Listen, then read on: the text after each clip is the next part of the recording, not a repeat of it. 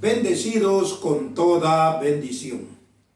Sean bienvenidos a una enseñanza más del ministerio del Dios vivo, el ministerio del Dios viviente, el conocimiento del Espíritu. Esta es la revelación de los misterios que estuvieron ocultos por toda la historia, porque hasta hoy se da a conocer el verdadero evangelio, el evangelio de verdad. Allá en Daniel dice que van a ser abiertos, van a ser destapados los sellos y entonces los entendidos entenderán. El tiempo ha llegado. Nosotros pues estamos ahora recibiendo la revelación de los misterios.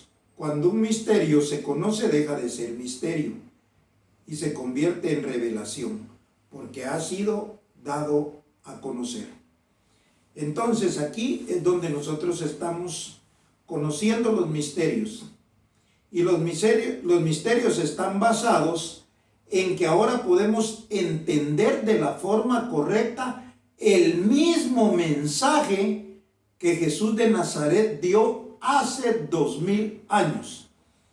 Y el mensaje que toda la religión, toda la carne, todo el conocimiento doctrinal carnal tergiversó, confundió y lo manejaron a una manera de imaginación.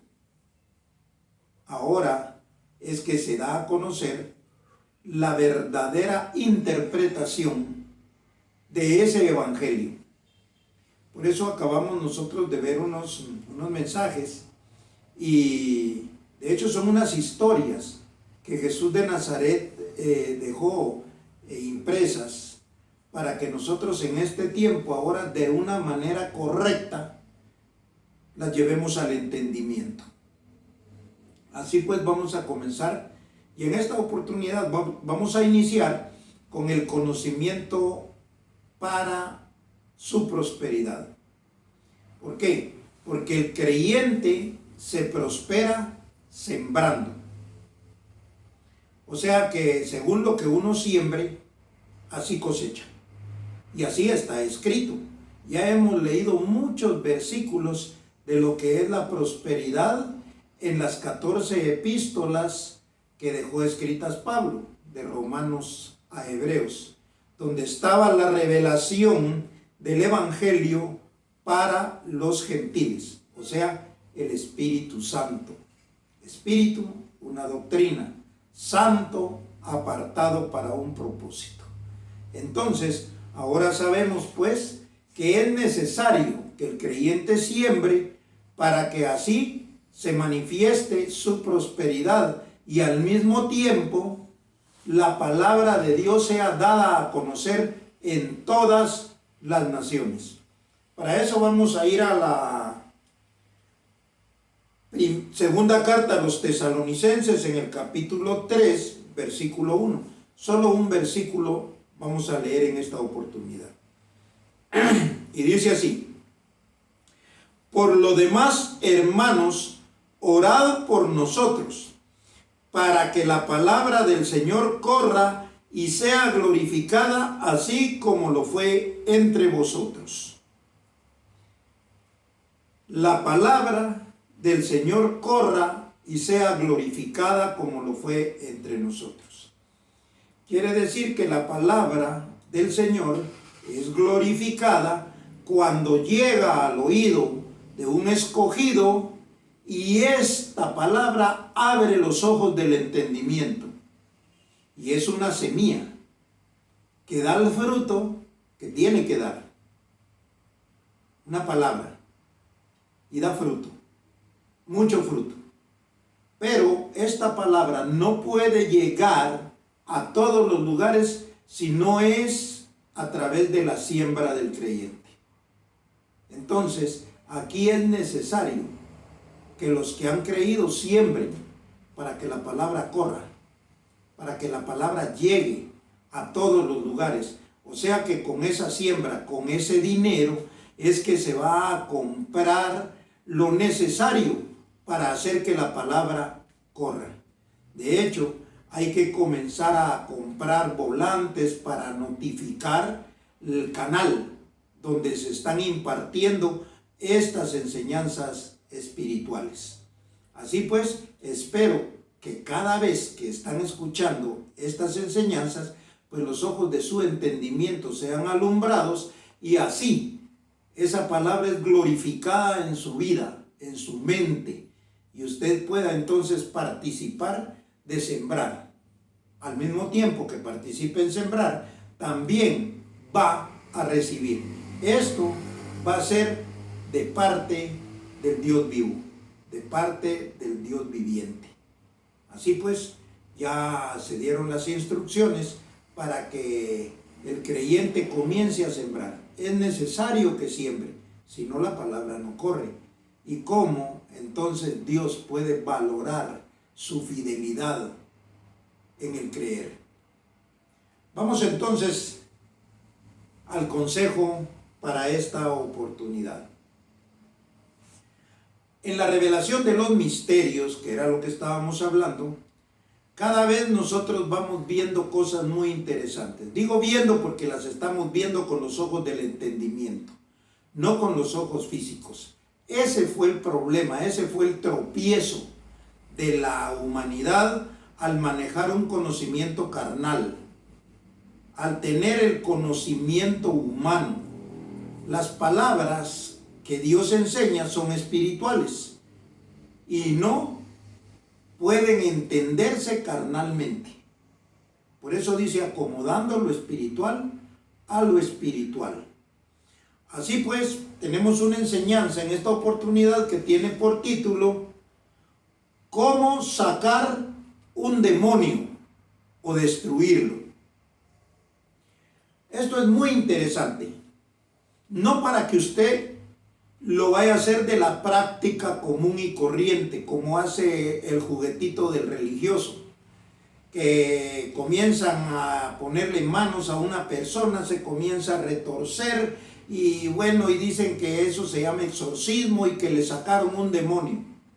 No, Jesús de Nazaret hizo eso hace 2000 años porque Él venía, oiga bien, para hacer milagros y prodigios. Milagro es un acontecimiento sobrenatural. Eso significa la palabra milagro. Un acontecimiento sobrenatural y que en todas las formas viene de parte de Dios. Todos los acontecimientos sobrenaturales que usted puede ver en la Biblia son de parte de Dios. Comienzan a verse allá en el desierto, cuando Dios trata con el pueblo de Israel, cuando Moisés lleva a esa gente de Egipto a la tierra prometida y ven que el mar se parte por la mitad, ven caer comida del cielo, ven muchas cosas como una nube de fuego que les alumbra y una nube que les cubre del sol y muchas manifestaciones milagrosas. Posteriormente, cuando viene Jesús de Nazaret, también hace milagros, porque eso era lo que él tenía como parte del proceso de enseñanza, los milagros, y conforme a lo que está escrito. Así pues, hoy vamos a ver una historia de lo que representa el milagro y cómo hay que entenderlo. Vamos a comenzar entonces en Lucas, capítulo 4, verso 31. Lucas, en su capítulo 4 y versículo 31, dice así: Descendió Jesús a Capernaum, ciudad de Galilea, y les enseñaba en los días de reposo. Y se admiraban de su doctrina, porque su palabra era con autoridad. Nosotros estamos entendiendo de la forma correcta la palabra de autoridad que predicaba Jesús de Nazaret hace 2000 años.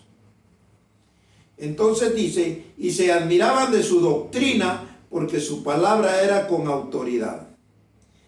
Estaba en la sinagoga un hombre que tenía un espíritu de demonio inmundo, el cual exclamó a gran voz. ¿Qué tenía este hombre? Un espíritu de demonio inmundo. Después vamos a analizar la palabra demonio y la palabra inmundo, porque si no, no vamos a poder entender lo que estamos leyendo, si no tenemos conocimiento de lo que significa cada palabra que aquí está escrita. Entonces dice, tenía un espíritu de demonio inmundo, el cual exclamó a gran voz, diciendo, déjanos, ¿qué tienes contra nosotros, Jesús Nazareno? ¿Has venido para destruirnos? Yo te conozco quién eres, el Santo de Dios. Quiere decir que un demonio en esa oportunidad se manifiesta y expresa su temor, su miedo, y le dice a Jesús que si ha venido para destruirlo, porque él sabe que es el Santo de Dios. Santo es escogido para un propósito. O sea, Dios escoge a Jesús de Nazaret para un propósito. De hecho, ya lo vamos a entender, y ese propósito es para destruir a los demonios o sacarlos de las personas que los poseen. Entonces, dice, yo te conozco quién eres, el Santo de Dios.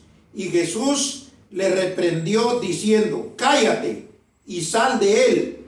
Entonces el demonio, derribándole en medio de ellos, salió de él y no le hizo daño alguno. Y estaban todos maravillados y hablaban unos a otros diciendo, ¿qué palabra es esta que con autoridad y poder manda a los espíritus inmundos y salen? Y su fama se difundía por todos los lugares de los contornos.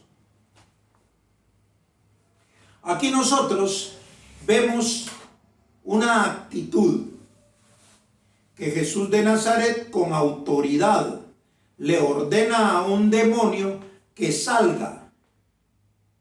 Si le ordena al demonio que salga es porque estaba dentro del hombre. El hombre que estaba gritando, o sea que el hombre gritaba por el poder del demonio que tenía adentro. Vamos a entender la palabra demonio. La palabra demonio significa espíritu de maldad. Un espíritu de mucha maldad. Eso es un demonio. Quiere decir que una persona que de continuo es la maldad la que reina en su vida, él tiene un espíritu de demonio, una enseñanza de maldad. O sea que él aprendió la maldad. En esta oportunidad, Jesús de Nazaret le ordena al demonio que salga de este hombre. Y el demonio sale. Pero porque es un acto milagroso. Quiere decir que no era esta acción o esta actitud para que se repitiera todas las veces como lo hace el sistema religioso y que practican el exorcismo, como se pudo ver en una película que fue conocida a nivel mundial, que se llamaba El Exorcista. Entonces, todos los religiosos, sacerdotes, pastores y todo, creen que una persona muchas veces, porque tiene trastornos mentales, tiene demonios. No, ellos se ponen a jugar a Jesús de Nazaret, querer imitar a Jesús de Nazaret. ¿Sabe? Jesús de Nazaret hizo esto porque esto trae una enseñanza doctrinal para que nosotros entendamos cómo iban a salir los demonios después con una palabra de autoridad. En ese momento Jesús le ordena y el demonio sale, y deja tranquilo al hombre. Pero en lo espiritual, el demonio sale con una doctrina, con un evangelio, con una enseñanza. Cuando esta enseñanza llega a los oídos de una persona que hace maldad, automáticamente cambia su forma de pensar. Y al tiempo ya no tiene el demonio, sino lo que tiene es el Espíritu de Dios adentro, o sea, la doctrina. La misma doctrina que tenía Jesús de Nazaret, que le servía para predicar, que le servía para enseñar. Nosotros en las semanas anteriores pudimos ver unos acontecimientos de una persona que es movida a misericordia y hace misericordia con su prójimo. Y ese sentimiento provoca una actitud. Ese sentimiento se llama piedad. Pero esto no es para que lo practique uno, sino que para que nosotros conozcamos la piedad de Dios hacia cada uno de nosotros, que somos el prójimo. Entonces Dios tiene misericordia para con todos, porque todos tienen oído. Por eso dice la palabra, el que tiene oído para oír, oiga. Es bien sencillo. Entonces, al oír la palabra, esa palabra de poder automáticamente transforma la mente, cambia el entendimiento. Y así es como sale un demonio. Nosotros pudimos ver que Jesús de Nazaret también hace misericordia con un ciego, aquel que le grita: Jesús, hijo de David, ten misericordia de mí. Y Jesús le pregunta: ¿qué quieres que te haga? Y este hombre responde: quiero recobrar la vista, quiero ver. Y entonces automáticamente, oiga la palabra automáticamente, porque es parte de un milagro, ese hombre recobra la vista y puede ver. Entonces, pero cuando Jesús de Nazaret ya no está, no hay quien pueda hacer más esos milagros, porque Jesús los hizo para respaldar y enseñar su doctrina. Les decía la vez pasada, para enseñar con actos físicos lo que se tiene que conocer espiritualmente. Y nadie pudo entenderle. Por eso todo lo que hacían era imitarle. Y en esas imitaciones es donde está fundamentada toda la doctrina religiosa. ¿Se da cuenta ahora por qué? Aquí en Guatemala hay varios que hacen milagros. No voy a mencionar nombres. No hacen milagros. Miento. Engañan a la gente. Y en algún momento, pues hay algunos que sí, Dios les permite hacer cosas, porque allá en la segunda carta a los Tesalonicenses 2:11 dice así: por esto Dios les envía un poder engañoso para que crean a la mentira, por cuando no quisieron creer a la verdad. Segunda a los Tesalonicenses 2:11. Eso significa que en determinados lugares pues surgen esos milagros que son de parte de Dios, y le permite a alguna persona, y ahí los tiene Dios entretenidos en una mentira. ¿Por qué? Porque se ve el milagro, pero la mente sigue en ignorancia, sigue en tinieblas, sigue en desconocimiento espiritual. No así nosotros. Nosotros tenemos los ojos del entendimiento alumbrados y vamos entendiendo cómo es que tiene sus fundamentos esa doctrina religiosa para salir de ahí. Por eso dice que Dios le abre la cárcel a los que están cautivos. ¿Cautivos en qué? En ese engaño. ¿Cuánta gente no hay siguiendo esas corrientes religiosas doctrinales? porque esta enseñanza es para eso, para librar, para sacar. Entonces, ahora ya entendemos que todo esto que Jesús de Nazaret hizo, ciertamente tenía un poder para poder hacer milagros, pero el significado, el entendimiento correcto es el que ahora le estamos dando. Para eso vamos a ver las cartas que dejó, que dejó escrita el apóstol Pablo. Vamos a ir a Hebreos en el capítulo 2. Hebreos 2:11.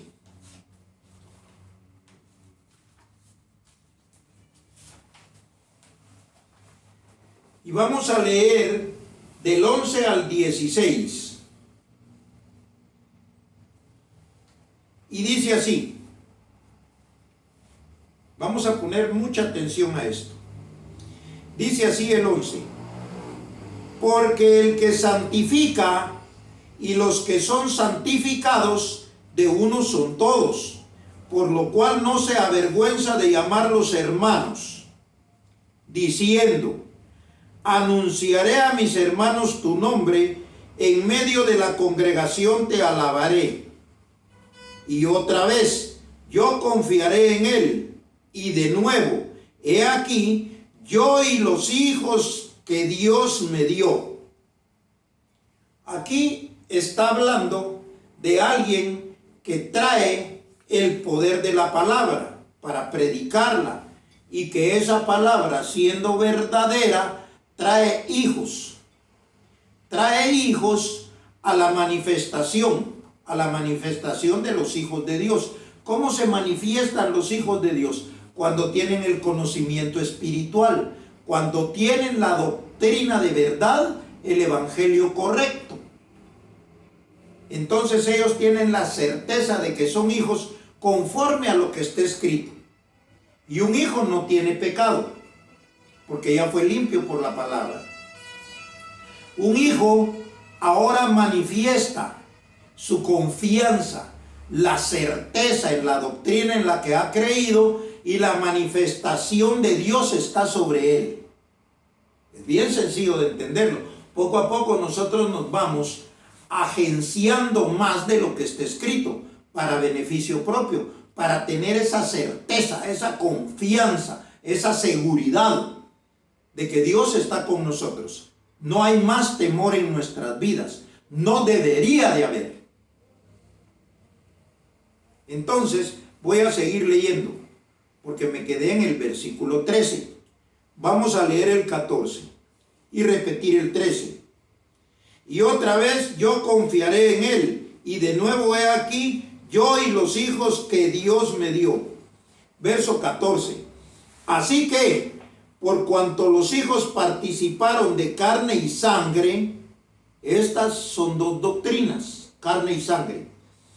Él también participó de lo mismo, para destruir por medio de la muerte al que tenía el imperio de la muerte, y esto es al diablo. Dice que iba a destruir por medio de la muerte al que tenía el imperio de la muerte, y esto es al diablo. Quiere decir que el príncipe de los demonios era el que metió la maldad. Nosotros ya sabemos que diablo significa adversario, contrincante, opositor, rival, enemigo. Búsquelo en el diccionario o búsquelo en Google. ¿Qué significa la palabra diablo? Y se va a dar cuenta que la religión embobó a todos los que les enseñó un diablo como un personaje que nunca ha existido. Entonces, el príncipe es el diablo. ¿Por qué? Porque fue el primero. Entonces lo destruyen cuando el conocimiento sale a la luz. Entonces dice, al que tenía el imperio de la muerte, esto es al diablo. Verso 15. Y librar a todos los que por el temor de la muerte estaban durante toda la vida sujetos a servidumbre. Verso 16. Porque ciertamente no socorrió a los ángeles, sino que socorrió a la descendencia de Abraham. Los ángeles ya vienen con un don, y es el don de anunciar. Y un ángel para anunciar tiene que creer. Un ángel anuncia con certeza lo que tiene que anunciar. Entonces los ángeles que anunciaron una transformación fueron los que participaron con José Luis de Jesús en el conocimiento de la gracia, que es el que menciona aquí. El que dice que él participó de lo mismo, participó de una doctrina de carne y sangre para destruir por medio de la muerte al que tenía el imperio de la muerte. ¿Por qué? Porque cuando esa doctrina muere, entonces da paso a una resurrección de los muertos. Y cuando estos muertos reciben esta palabra, esta doctrina, es porque tienen una vida nueva. Si solo resucitaron y no tienen esta doctrina, no tienen vida nueva. Porque no tienen el manual, no tienen quien les enseñe cómo poder vivir en el nuevo hombre, cómo poder vivir en la nueva criatura. Lo que dice allá, de modo que si alguno está en Cristo, nueva criatura es. Las cosas viejas pasaron y todas son hechas nuevas. Dice, revestíos del nuevo hombre creado según Dios. Hay un nuevo hombre y hay que revestirse con un evangelio, con una doctrina espiritual, entendiendo las cosas como tienen que entenderse. Entonces estamos viendo bien claro que la destrucción de un demonio viene a través de un evangelio, a través de una doctrina. Jesús de Nazaret ciertamente allá lo que dejó fue un ejemplo y lo sacó de un hombre y todos lo vieron y se maravillaron, pero los que lo vieron y se maravillaron no tenían nada en su mente para poder entender por qué sucedió eso. Ahora nosotros, 2000 años después, estamos entendiendo bien claro por qué sucedió. Así pues, espero que esta enseñanza, que esta predicación haya sido de mucho beneficio para su mente, para su vida, porque es la forma en que Dios lo va llevando y vea las cosas de una manera perfecta, de una manera espiritual, y verá los beneficios que Dios tiene para su vida. Porque si no ha creído, todavía no puede tener beneficios, no puede tener esa confianza. Así pues, esperamos nosotros tener el poder de Dios en nosotros, que es su palabra. Y ese poder hace que todas las cosas se manifiesten como lo dijo Jesús de Nazaret. Buscad primeramente el reino de Dios y todo lo demás os será añadido. Los declaro como nos declara el Evangelio. Bendecidos con toda bendición.